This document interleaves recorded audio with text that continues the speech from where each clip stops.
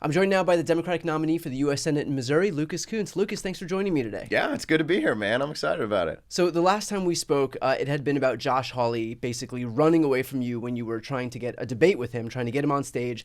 You do have an Typical update Josh here. Hawley. Typical Josh Yeah. Hawley running. I guess we shouldn't be surprised. You do have an update here. Can you bring us up to date on that?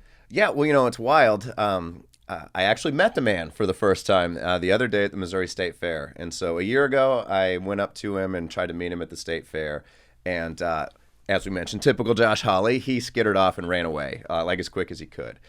Well, I guess he spent the interim year rereading his chapters on manhood in his book, and not a bestseller like yours, by the way. Thanks. And he came to the State Fair super amped up this time. And so, what I'm about to tell you is like fear, man. I'm telling you, the guy's afraid. And so I'm at the State Fair this year talking to some farmers, and Josh Hawley like just literally runs up to me with like a crowd. He's like all mic'd up, camera crew following him, and just like sitting U.S. Senator, just like I don't know what you'd call it, WrestleMania night, like just running up to me, cutest little Western outfit you've ever seen, like just pearl snaps, right from Yeah, Halloween Central, right? No, actually, have you seen the Barbie movie? Yes. Midwestern Ken, man, Yeah. he got it right out of there, and so Yeah. he just runs up to me, and when we were talking about the debates before, we agreed to do five. I agreed to do five. Said I'd do one on Fox News so he could have a safe space. He refused to do that, and then he proposed doing one at the State Fair, and so the State Fair says you're not allowed to debate there. They reiterated there will be no debates at the State Fair. So that's kind of the context for him running up to me at the State Fair, and knowing full well that his offer was completely debunked. absolutely, completely couldn't do it. It was an impossible offer, and so he runs up to me at the State Fair with this little stunt, and he comes up and he's like, "So, are we going to debate? Are we going to debate right here, right now?" And I'm like, "Josh, like, we're not allowed to do that, right?" And I was like, "I've accepted 5 TV debates, including one on Fox News. Let's do it." He's like, "Coward! Like, you got to debate right now, right here, right now. What, you won't do it?" Yeah. And it was just it was the craziest like little performance I've ever seen. Him trying to reclaim some semblance of manhood, I guess you could say, because he knows full well that he isn't going to do the debates that are actually sanctioned, the debates that you were actually given permission to do. He just wanted to pretend for the cameras that he was going to do a debate at a place where they had already said he wasn't able to do a debate. Yeah, it specifically said, not allowed, you will not do it Yeah. here. And so it's, this is what these guys are like, though. They're all performative, right? I mean,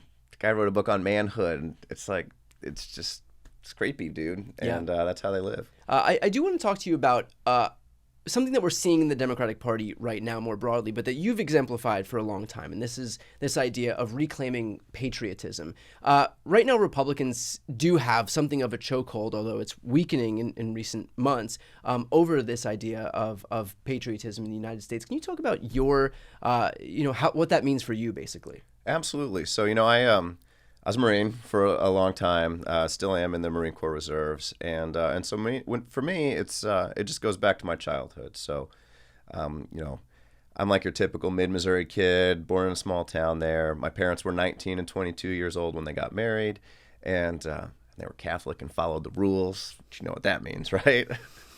Kid, and that paycheck to paycheck lifestyle. And so, but it was a great, like, working class neighborhood, just slice of Americana. When my littlest sister was born, the reason my parents stopped at 4 kids is because she had to have a heart surgery.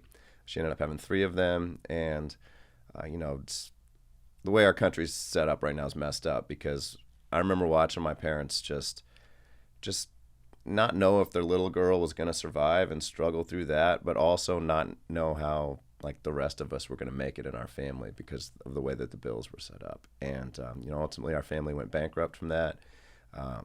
Really hard time. And the reason we really made it through that time isn't because, country club politicians like Josh Hawley were there for us. It's because the people in that neighborhood who had no more money than we did passed the plate down at church for us, brought food by the house, and just really took care of us. And so a lot of these guys who took care of us during that time were veterans. And which is how this story gets to patriotism, right? And so, one of the guys who actually passed away this summer, his name was Al. He really helped take care of our family. He would take me down to the Marine Corps League when I was younger, and I'd go to the Marine Corps League and just hang out with all these Vietnam era vets, and it's just they couldn't have had it worse, right? Like, none of them signed up to serve. They were all drafted. They went to a brutal war. Many of them had lost their best friends, watched their best friends die next to them over there.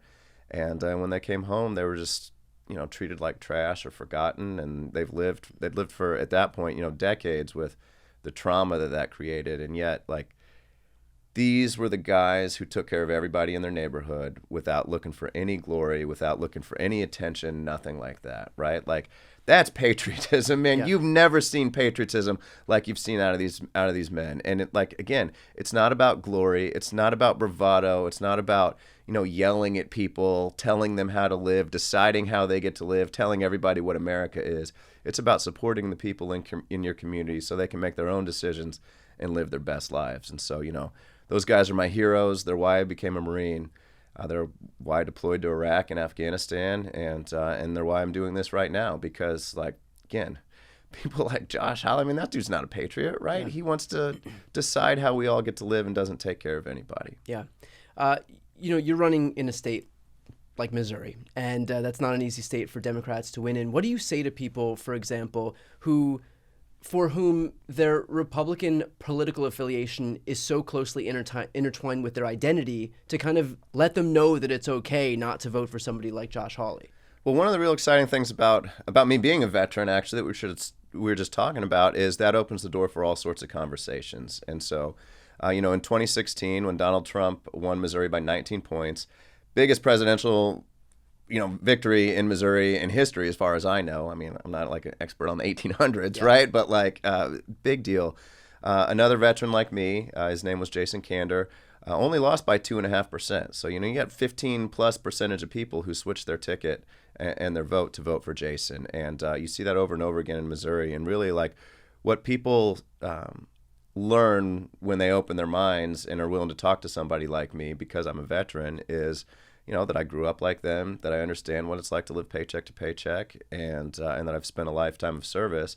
They know Josh Hawley hasn't done that. And so for me, it's just being a veteran where people are, I don't want to say conditioned, but very used to saying, thank you for your service and wanting to talk to you. It's just, it's really valuable for running in a place like Missouri, and it's enough to get a huge percentage of people to split their ticket. And anecdotal as though it may be, do you have any instances from when you've been on the campaign trail where longtime Republicans have been able to hear from you and kind of let you know that they're not down with Josh Hawley and that they're yeah, I mean, it happens so many times it's hard to identify one. So I'll give an example though of a group, because that's even better, I think. And so last summer, my campaign manager and I are trying to figure out, like, who would be a great group to that we align with to endorse us, who typically endorses Republicans, but who we really feel good about. And the most trusted profession in America is the firefighters, if you don't know that. And the Missouri Association of Firefighters, they endorsed Eric Schmidt, our current Republican senator. They endorsed a bunch of the members of Congress who are Republicans, current governor candidate who's a Republican, Roy Blunt, the previous Republican senator. And so we thought maybe I should meet with these guys and like talk to them and stuff. And they endorsed us early. Actually, they looked at me. Their president called me and he's like, "Look, man, I love your record of service. I love that you understand the way that my guys are living right now. The way that many of them grew up, the issues that are important to us, just based on your childhood. I love your record of service. The fact that even after you were out of the service, you advocated for the PACT Act, which for all of us who were exposed to burn pits in Iraq, that gives us VA care."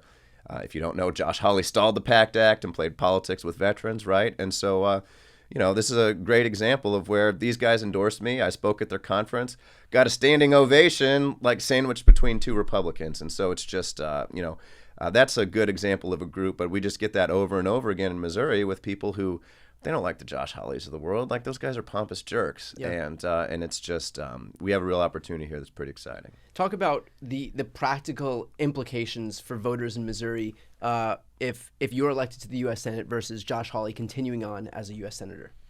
Well, I mean, it couldn't be more stark, right? So Josh Hawley, unlike some of the guys that I just mentioned, Roy Blunt, previous Republican senators, Josh Hawley has decided that he's not going to tag any money for Missouri. So, Roy Blunt's the best example I can give as our previous Republican. He brought $350 million a year back to the state every single year.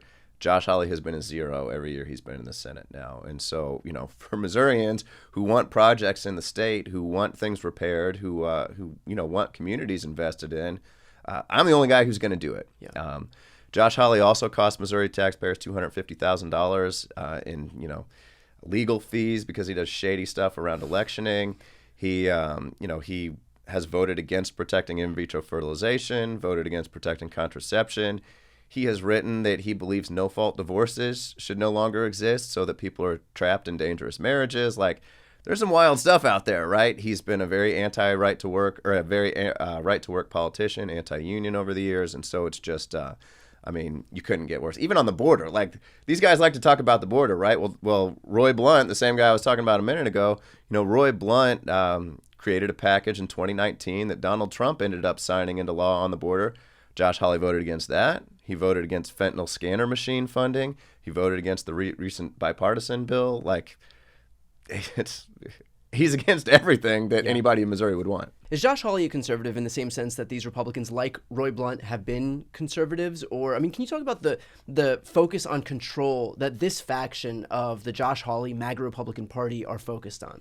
Yeah, that's it's a real path for us because obviously they're not like those guys, right? Like, Josh Hawley wants to decide how we get to live for his own power. And he's built a family business with his wife around it, right? Like, she was just at the Supreme Court arguing to ban mifepristone, a pill that was approved more than 20 years ago, nationwide. That would have been essentially a nationwide abortion ban done through the legal system. And Josh Hawley used our Senate seat to sign on to an amicus brief on behalf of his wife's case, right? Like, Josh Hawley has signed on to a nationwide abortion ban because it's not enough for him to have a ban in Missouri that has no exceptions for anything, even rape and incest, right?